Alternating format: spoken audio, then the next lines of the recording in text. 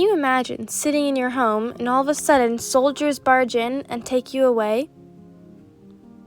This happened to Native Americans in 1830, but let me go back. President Andrew Jackson was elected president in 1828. Jackson believed that the government had the right to regulate where Native Americans could live.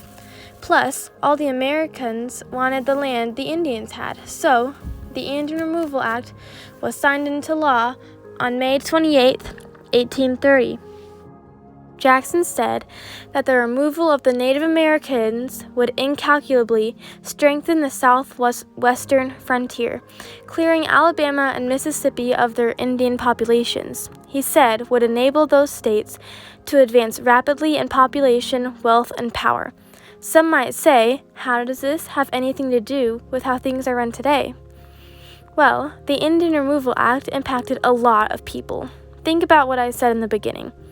5 tribes were taken out of their homes and forced to walk hundreds of miles.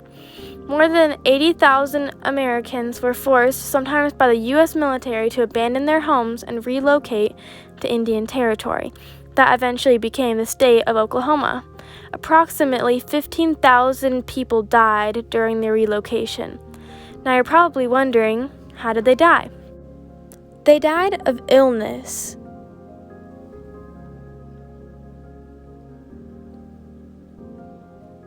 They died of starvation.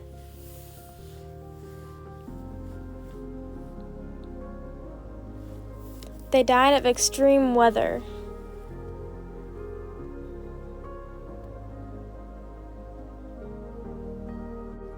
In the end, about 100,000 Native Americans were moved to the Indian Territory, and with the Native Americans having to leave all their land, it freed up about 25 million acres of fertile, lucrative farmland.